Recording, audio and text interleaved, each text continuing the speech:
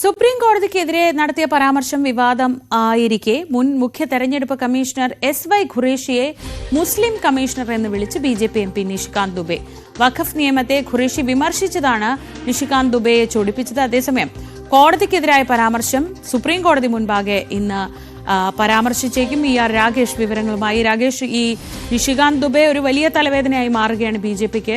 കഴിഞ്ഞ ദിവസം ദുബെയുടെ പ്രസ്താവന ബി.ജെ.പി. നേതാക്കളെല്ലാം തള്ളിക്കളഞ്ഞിരുന്നു. പക്ഷേ ഇപ്പോൾ അടുത്തത് എസ്.വൈ. ഖുറേഷിക്കെതിരെയാണ് മുസ്ലിം കമ്മീഷണർ എന്ന് പരസ്യമായി വിളിച്ചുകൊണ്ടുള്ള അധിക്ഷേപം. ഈ പുതിയ വിവാദം ഏത് പശ്ചാത്തലത്തിലാണ്? ഇന്നിപ്പോൾ സുപ്രീം കോടതിക്ക് മുൻപാകെ ഈ ഒരു പരാമർശം വരാൻ എത്രത്തോളം സാധ്യതയുണ്ട്?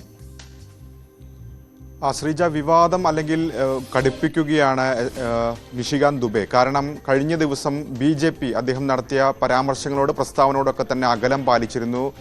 സുപ്രീം കോടതിക്കും ചീഫ് ജസ്റ്റിസിനുമെതിരെയായിരുന്നു കടുത്ത വിമർശനം നിഷികാന്ത് ദുബെ നടത്തിയത്. അതായത് പാർലമെന്റ് ആണ് നിയമം നിയമിക്കേണ്ടത്. കോടതി അങ്ങനെ നിയമം നിർമ്മിക്കുകയാണെങ്കിൽ പാർലമെന്റ് അടച്ചുപൂട്ടാം. മാത്രമല്ല മതയുദ്ധങ്ങൾ പ്രോത്സാഹിപ്പിക്കുന്നു ചീഫ് ജസ്റ്റിസ് തുടങ്ങിയ പരാമർശമാണ് നിഷികാന്ത് ദുബെയുടെ ഭാഗത്തു നിന്നുണ്ടായത്. വഖഫ് നിയമത്തിൽ കോടതി ഇടപെടലിന് പിന്നാലെയായിരുന്നു ഇത്തരം വിമർശനം. ഏതായാലും അതിനുശേഷം ഇപ്പോൾ എസ്.വൈ. ഖുറേഷി മുൻ മുഖ്യ തെരഞ്ഞെടുപ്പ് കമ്മീഷണറാണ് അദ്ദേഹത്തിനെതിരെയാണ് ഇപ്പോൾ നിഷികാന്ത് ദുബെ തിരിഞ്ഞിരിക്കുന്നത്.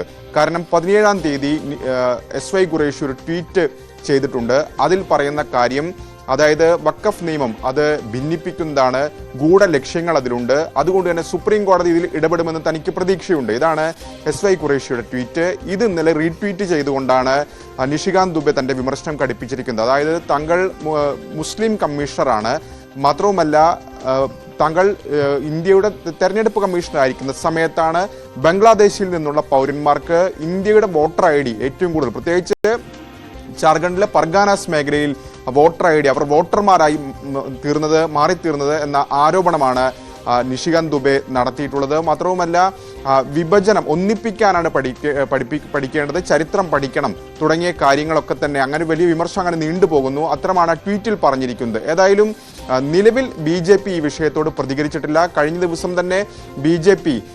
സുപ്രീം കോടതിക്കെതിരായ വിമർശനത്തിൽ ബി.ജെ.പി. ദേശീയ അധ്യക്ഷൻ തന്നെ രംഗത്ത് വരികയും നിഷികാന്ത് ദുബെയെ തള്ളുകയും മറ്റംഗങ്ങൾക്ക് ഇത് ഏറ്റുപിടിക്കരുതെന്ന് താക്കീത് നൽകുകയും ചെയ്തിരുന്നു. പക്ഷേ ഈ വിഷയത്തിൽ ഏതായാലും ബി.ജെ.പിയുടെ ഭാഗത്തുനിന്ന് പ്രതികരണം ഉണ്ടായിട്ടില്ല എന്ന് മാത്രമല്ല, നിഷികാന്ത് ദുബെ ഇത്തരമൊരു പരാമർശം നടത്തിയത് ബി.ജെ.പിയുടെ സംഘടനാ general secretary B L. Santhosh എസ്.വൈ. ഖുറേഷിയുടെ tweet retweet ചെയ്ത് ചില വിമർശനങ്ങൾ ഉന്നയിച്ചതിന് പിന്നാലെയാണ്. അപ്പോൾ നിഷികാന്ത് ദുബെ ഏതായാലും ബി.എൽ. സന്തോഷ് ഇത്തരത്തിൽ ട്വീറ്റ് ചെയ്തതിന് തൊട്ടു പിന്നാലെയാണ് ഇത്തരമൊരു നീക്കം നടത്തിയതെന്ന് കൂടി പറയേണ്ടതുണ്ട്. ഏതായാലും കോടതിക്കെതിരായ പരാമർശം ഒരുപക്ഷെ ഇന്ന് സുപ്രീം കോടതിയിൽ വരാൻ സാധ്യതയുണ്ട്. കാരണം ഇന്നലെ തന്നെ സുപ്രീം കോടതി അഭിഭാഷകർ അറ്റോർണി ജനറലിന് പരാതി നൽകിയിരുന്നു. കോടതി അലക്ഷ്യത്തിൽ നടപടിയെടുക്കണം, പരാമർശങ്ങൾ കോടതി അലക്ഷ്യമാണെന്നാണ് ചൂണ്ടിക്കാണിച്ചിരുന്നത്. അപ്പോൾ ഇന്ന് കോടതി കേസ് പരിഗണിക്കുമ്പോൾ ഒരുപക്ഷെ ചീഫ് ജസ്റ്റിസ് അധ്യക്ഷനായ ബെഞ്ച് മുമ്പാകെ ഇത് പരാമർശിക്കാനും സാധ്യതയുണ്ട്. ശ്രീജ, ശരി.